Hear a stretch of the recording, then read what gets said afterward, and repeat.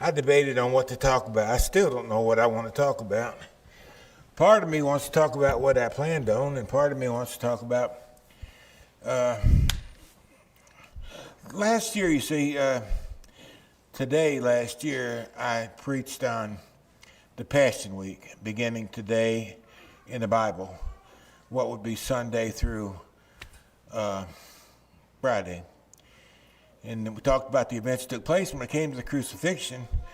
I did that the next week, and everybody that went to Lads to Leaders, they missed the last part of it, which was the most important part. And I've been wanting to preach about the crucifixion today, but I don't know that I should do that. I can't make up my mind. And I got to do that, don't I? Time, ain't it? Got to make a decision sooner or later. And I guess now's the time to make it. I don't know.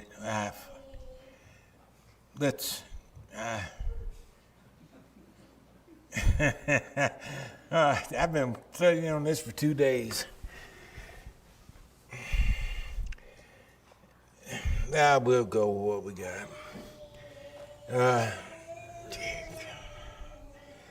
I don't know. We'll see what happens. The power of home, building strong families is what we've been talking about. Today I would like to talk for a little bit about junk psychology. I can say that because I've taken more psychology classes than I deserve. A lot of psychology is junk psychology. A lot of it's good. A lot of good psychologists out there. I'm not throwing the baby out with the bathwater. But a lot of it's junk psychology. And unfortunately, in our education system, the junk kind of filters into it. I don't have much use for the NEA. I'm sorry, I just don't. I know too much about it. And I just don't. They've tried to corrupt a lot of things, and it's just a shame. But parents have been taught through their years this junk psychology. And a lot of people today, they believe it. They believe that the children are not their responsibility. I remember I heard a man one time, he said, one man, he had a very good bunch of kids, and this particular fellow, his kids were, they just were not much. They were in trouble all the time. They were just not much. Anyway, he said, I wish I'd have been as lucky as so-and-so. And somebody said to him, well, what do you mean by that? He said, look how lucky he was. He got such good kids. So-and-so wasn't lucky. He worked for that. Him and his wife worked for it. They didn't get this by chance, a snap of the finger or a wave of the wand, and you got good kids. He got good kids because they worked for it. They had a goal. They had an ambition. They wanted to raise good kids, and they set their mind to do it, and they did it. The other guy, he didn't think you needed to, because children aren't trained through nurture. They're trained, basically through Darwinism, through the theory anyway, and it's a shame. There's a book that was very popular back in the 80s and 90s, and I don't know if they still use it today, but it was used in a lot of schools around the country, written by Judith Harris. The book isn't much. I wouldn't recommend buying it, just a waste of your money. You can tell by just reading the title and subtitle, you can tell what the content of the book is. The title of the book is The Nurture Assumption. And the subtitles are Why Children Turn Out the Way They Do, and Parents Matter Less Than You Think, and Peers Matter More. That should give you a good idea what the book is. Junk psychology. And that's basically what it boils down to. I'm not going to trouble you with too much of what she writes. There are a few things I would like to say, however.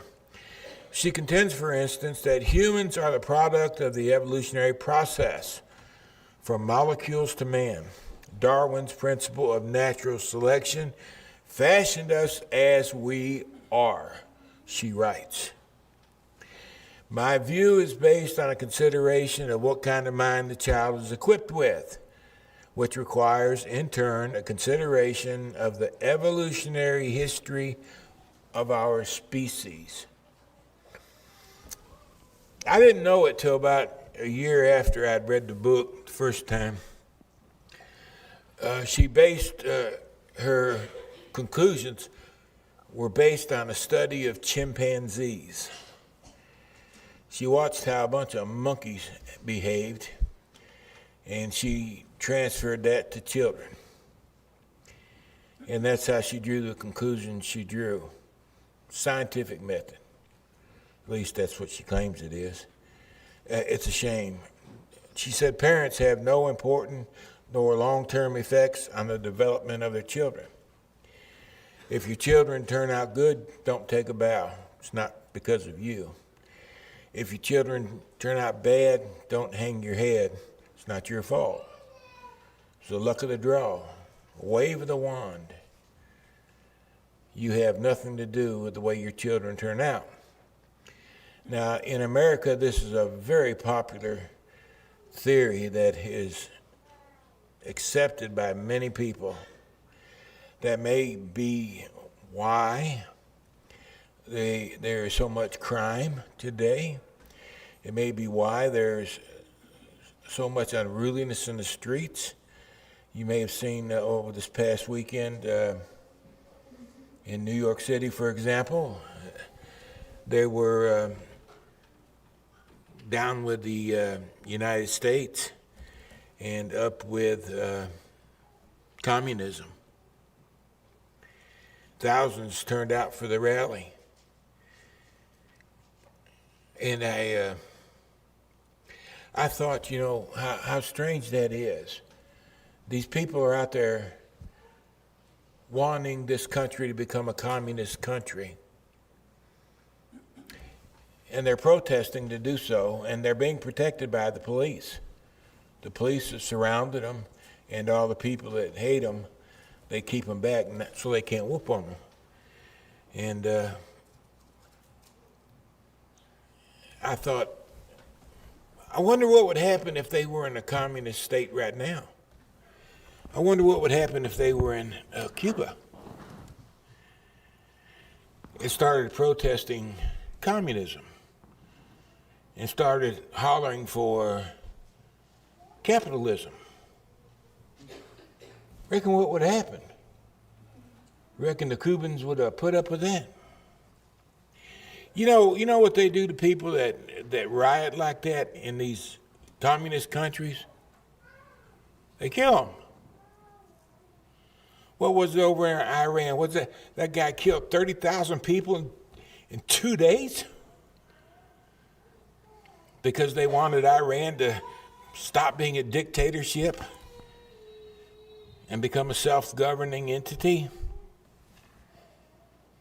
That's what communism. Are these people dumb or what? They couldn't protest like they do if they had what they say they want. The question is, do they even know what it is they want? It's sad. It's sad. And a lot of it's due to the fact that children have raised themselves in a large measure because parents don't think it's their responsibility to do so. It's up to the school to do it. School teachers can tell you. They're not school teachers anymore. They're school teachers, they're psychologists, they're mothers, they're fathers, they're the local bank. They're whatever the child needs because the child doesn't get what they need from what people are supposed to give it to them. And it's wrong and it's bad and it's just heartbreaking. Judith Harris studied chimpanzees to find out how children develop. In 1 Corinthians 15:33, do not be deceived, Paul said. Evil company corrupts good habits. She said children are not the product of their parents, they are the product of their environment. You know, I hate to say this, but she's mostly right. Because there's too many parents that don't raise their children. You go to Walmart and you can see real fast who they are. Some of the most rotten kids you'll ever see. We went to a ball game up Cookeville one time, basketball game. Gainsborough was playing. And when it come time for Gainsborough to play, I think they might have been playing Cookeville, I'm not sure. But when it come time for Gainsborough to play, the kids from the Cookeville school, high school, they came over to the bleachers where we were sitting and they stood up. And I told this girl who was standing in front of me, I said, "Would you move? I can't see." She said, "Well, that's the point of it." I got down and I went over and I talked to what looked like a teacher to me. It turned out he was. I said, "Can you get these kids to sit down and watch the ball game?" He said, "No, I can't tell them what to do." I said, "Why not?" He said, "It's their school." I said, "How much are them kids paying taxes?" And he started getting smart with me. Well, we left the ball game. I've never had something like that happen to me before in my life. And I grew up in Detroit.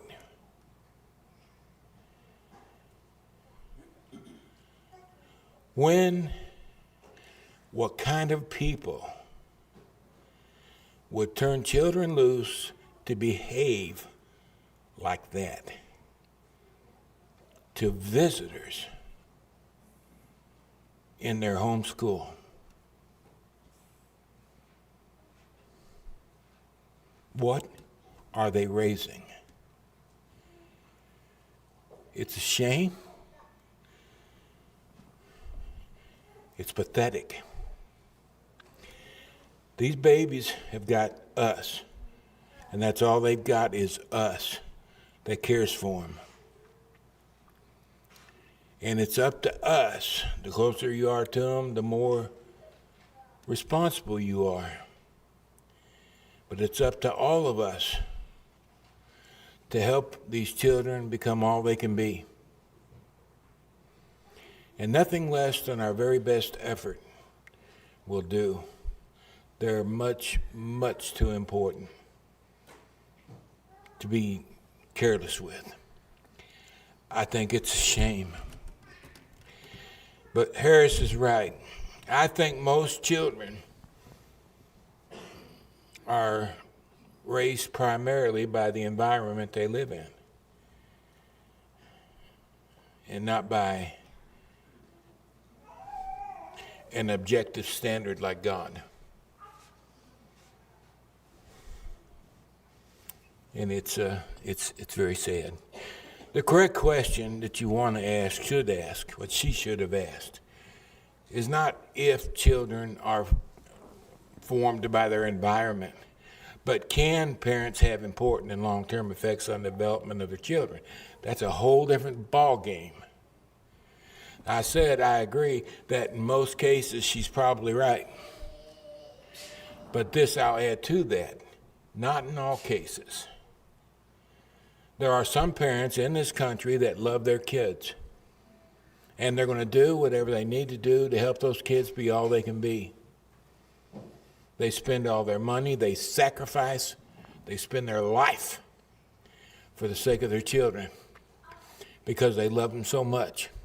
A kid doesn't understand that yet. Hopefully they will one day when they have children of their own. But you have no idea what parents give up for the sake of their kids while the kids are growing up. And you know what they give up more than anything else? They give up their heart. They give up their heart. You know why? Because they have to do things they don't want to do. A parent has to discipline a child. They don't want to do that. They don't want to do that. They don't want to ground a kid. They don't want to spank a kid. They don't want to take away their allowance or whatever. That hurts the parent. My daddy used to say it all the time. This is going to hurt me worse than it did you.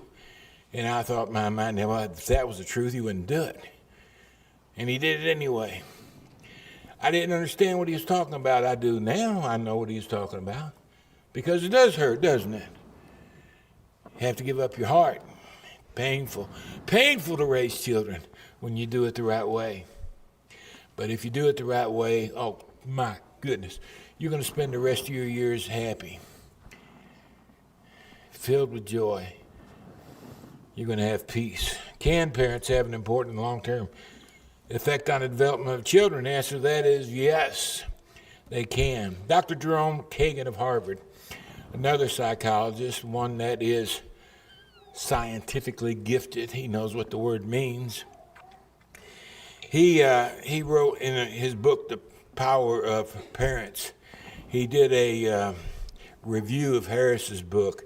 He didn't have much good to say about it. But he said this: telling parents that they have little influence on their children in light of scientific evidence and their daily encounters is a little like declaring on a foggy September morning that all the trees have disappeared because you cannot see them. Silly. Silly. She called it a scientific study. As I told you a moment ago, she studied chimpanzees. And she drew her conclusions. She wrote a little book that became wildly popular in our country. And it should never have even seen the light of day. Harris is wrong. From beginning to end, she's wrong. But she was popular in her heyday. Can children turn from the right way? They can. And then this is what you got to know as a parent. You can raise a child with everything you got. And in the final analysis, the child may not turn out like you'd hoped they would. And there was nothing you can do about it. And there is no way to give comfort in a situation like that. It would have to be heartbreaking, beyond belief. But if it does any good at all, think on this. God said, I have nourished and I brought up children, and they have rebelled against me. Now, I don't know of a father that's a better father than God. And he gave all the right things at all the right times because he knows what's what. And even though God gave Israel the best there was to give, they still turned against him and wouldn't listen. If God's children can turn the wrong direction, is it such a stretch that something could happen like that to one of us? We can't take it for granted that our children will turn out good, because in the final analysis, they have the last say. It all comes down to free will. Whatever a child wants to do when they become an adult, that is what they're going to do. You hope and you try to give them all the material they need to be good, productive citizens, people who will one day spend heaven and eternity.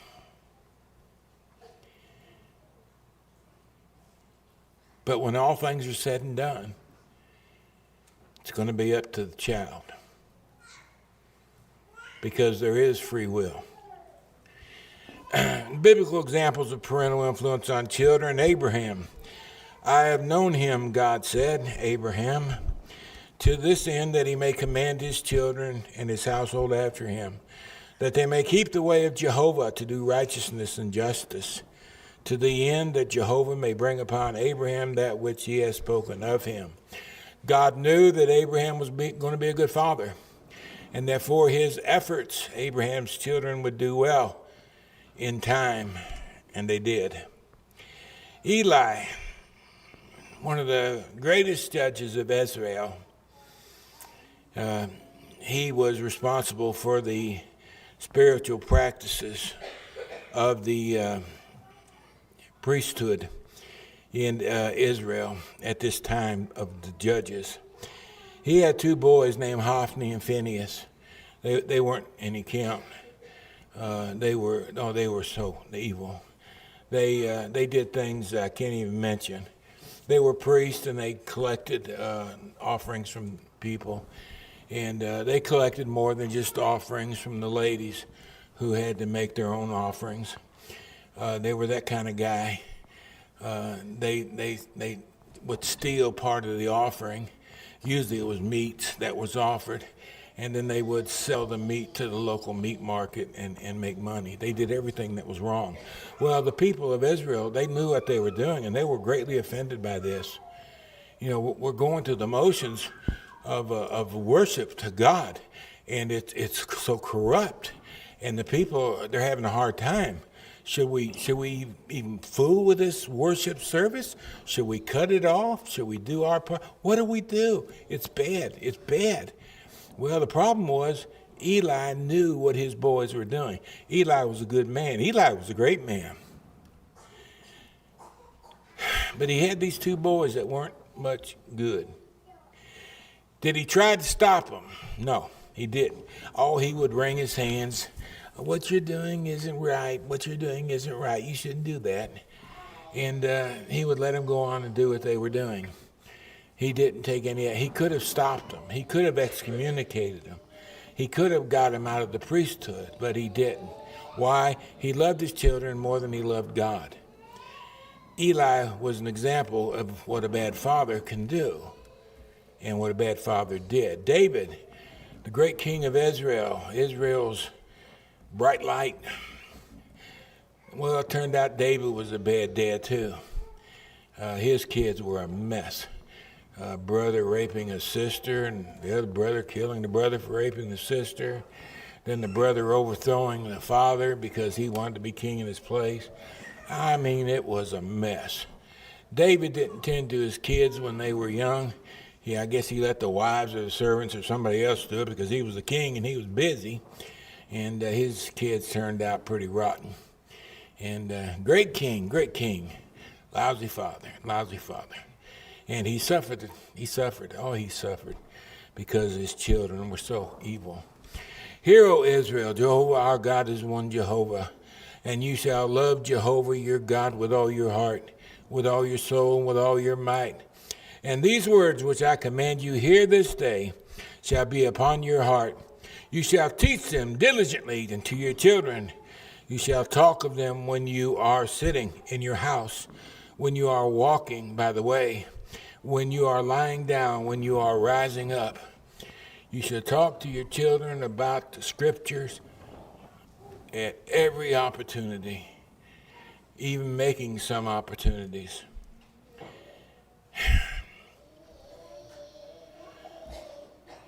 You have more influence over your little children than anybody else in the world. I'm not saying this in an ugly way, but if the children are small enough, to them you are God. You are the one that provides everything. You're the one that can make anything bad go away. You can run off boogeymen under the bed. You can kiss their little boo-boo and make it better. You have powers that only God has in the eyes of a child. Your influence is so great with your children for a while. And as they get older, it may get a little looser. They find out you're not perfect. They start questioning some of the things you say because they're curious and they're right. And they find out that we're not perfect. We have to teach our children. We have to be honest with them. And we have to be careful. We get one chance, one time only. There's no redos in life. It's hard to give it your best, but in the end, you'll never, ever regret it. Train up a child in the way he should go, and even when he is old, he will not depart from it. That's one we're all familiar with. We hear it all the time.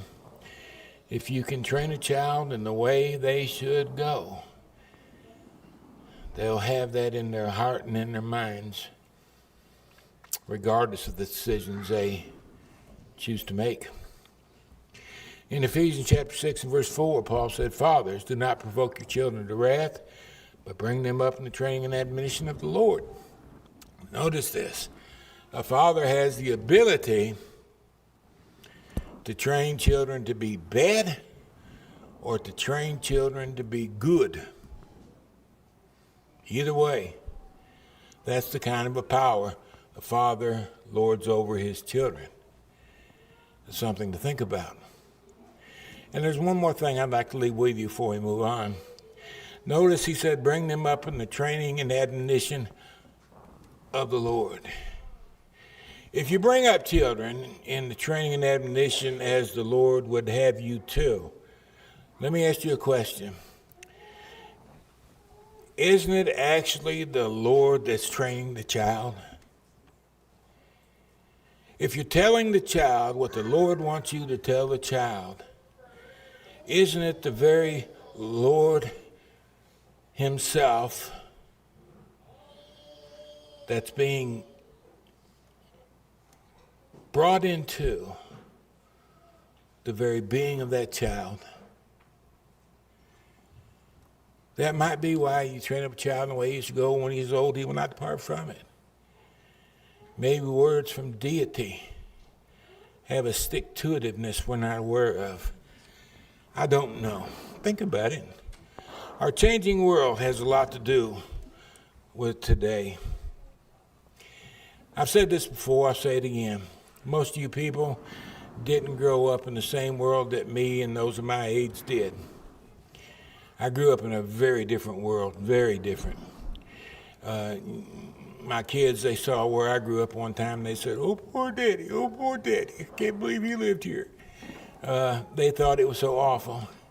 It wasn't that awful, not when I was living through it. But it place did become awful. The world has changed so much. You know, there was a time when most people in the United States of America hammered out a living on a farm.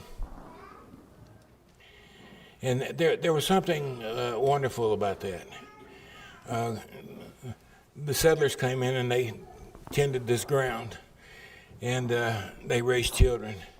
And the children stayed nearby after they were grown. And they continued to tend the same ground, maybe buy a little bit more, and continue to raise crops together as a family. So you got the elder generation and the next generation who also produced children, and their children grew up, and there they were in the same environment raising crops together still. You had grandparents and parents teaching children constantly. Sometimes they did it by osmosis, sometimes it was in the most casual of ways where you didn't know you were being trained or taught, but you were. The family was working together to train the children. And how did the children turn out? Well, they weren't perfect, were they? No, they weren't perfect. But, you know, crime and all that stuff in the United States wasn't as bad as it is now. When you got in the cities, it was a different story, right? But when you got out in the rural areas where people were united as a family, things were different. Well, then things changed, right? You had the introduction of automation, the production lines, and men would leave their farm and go into a city, and they would work in order to make money, and then they would come home and they would take care of their family. All of a sudden, you got Dad. He's no longer at home. He's not a part of the group that's training children any longer. His absence is felt. His stern hand is gone, it's missing. And it fell now to Mama. Mama, in a large measure, had to become Mama and Daddy, because Daddy was off working where the money was. Sometimes they stay gone all week and come home on the weekend. Sometimes every other weekend or one weekend a month. But they got their bills paid that way, and that's what they did. Then there were 2 world wars. The men had to leave the country. and go fight elsewhere. Well, you got to make jeeps and tanks, and you got to make bullets and bombs and airplanes. All that stuff's got to be made, and all the guys that made them, they're gone. They're over there fighting a war in both Europe and over in the Philippines, and fighting against Japan. And the mothers, they had to go outside the home in order to keep the family going, in order to keep the country going. They worked in the factories doing the jobs that men used to do because men were not there. They were off fighting a war. And now that mama's gone, working 12 hours a day in a factory, coming home dog-tired, in a large measure, the children were taking care of themselves. The homes are empty. Substitute's mother had taken the place of mama, and conditions were worsening. Educational influences became a problem. Back around 1905, the educational system took a major step in the wrong direction. And from that time forward, the influence of humanism was immersed in the American educational system. And the NEA, whom I do not have any use for, National Education Association, if you don't know what that means, one of the principles in the NEA's Code of Ethics, how you ought to behave, is that the teacher is to, I quote, make a reasonable effort to protect the student from conditions harmful to learning or to health and safety. You ever wonder why they took Bibles out of the schools? There you go. The Bible's a dangerous book. And it was up to the schools to make sure that children weren't affected by that dangerous book. That's their responsibility. That's their code of ethics. And that's what they did, along with many other things. It used to be where a person could pray in school. Boy, they kissed that one goodbye. The educational system in America was raping the American taxpayers out of large sums of money. And only recently, after Uncle Joe moved out of office and Uncle Donald moved in, only then did we find out how much power the NEA actually enacted in the United States. One of the things we discovered is that the CDC, Center for Disease Control, was taking its orders from the president of the National Education Association. That was power. Everybody thought everything was all right, but it wasn't. Everything was bad. And it continued to get worse. A lot of people, they quit fooling with the public schools. They started privatizing their teaching. It's one of the things that's good about living in a small area like this, Gainesboro. We know all the teachers. We don't have to worry about our teachers. We know our teachers. And we know with our teachers, our children are safe. But what if you lived in Nashville? How sad. Home alone. Kids are home alone, even when parents are home. Because parents don't have time to fool with the kids. Crowded schedules. How about that one, Mom and Daddy? Your kids too busy?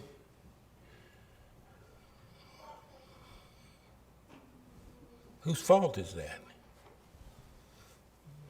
It's not my fault they want to play. I know they want to play. Everybody wants to play. But are you so busy that you don't have time to be a family? Are you constantly involved in going to a ball game here and there and everywhere? Hey, I know all this stuff. I went through it too. And I ran the schedule just like you all do. And it's hard. It's very hard. But there's a lot of lost time for the family. And then there's hypocrisy in parenting. Don't do as I do. Do what I tell you to do. Heard that one all my life. I know why parents say it. They don't want you to do what they're doing, but they don't want to quit doing it themselves. And I'm a hypocrite too.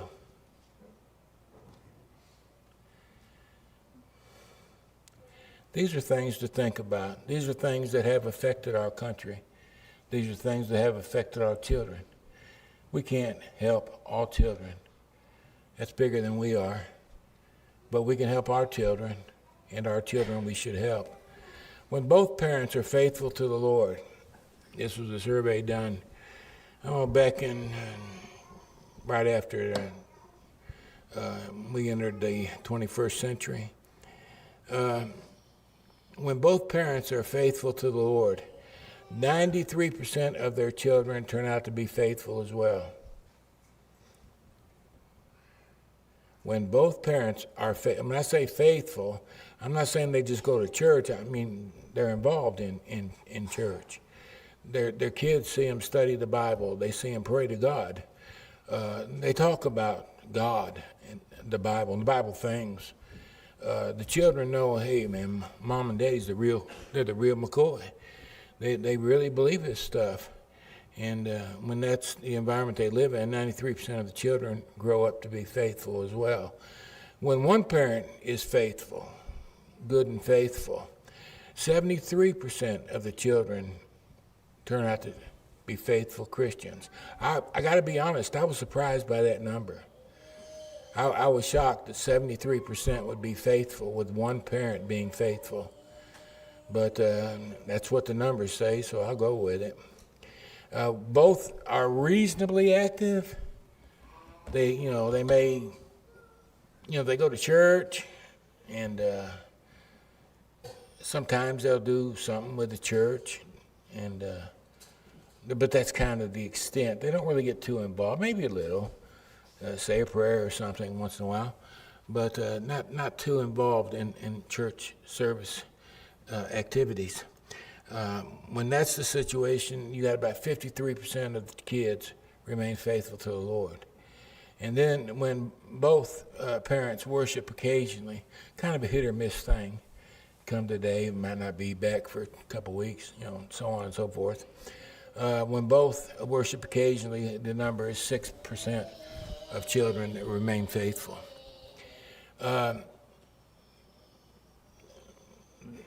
There's evidence that teaches us that being faithful to God is not only good for us, but it's good for our children.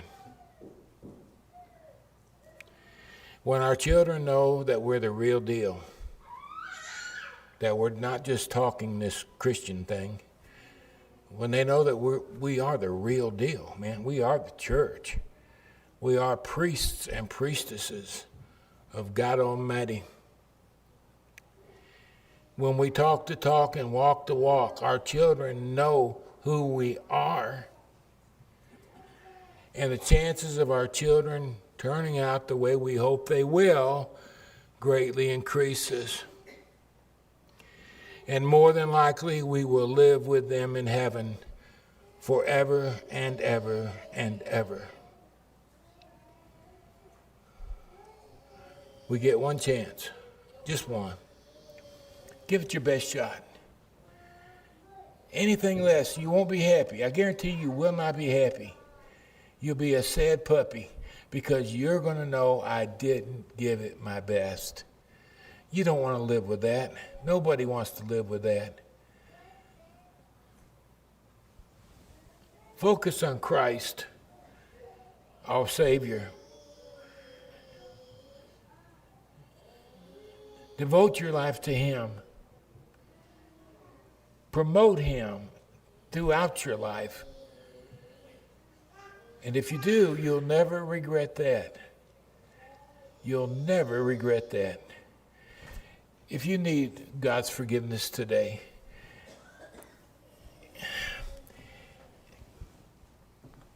don't wait for another time.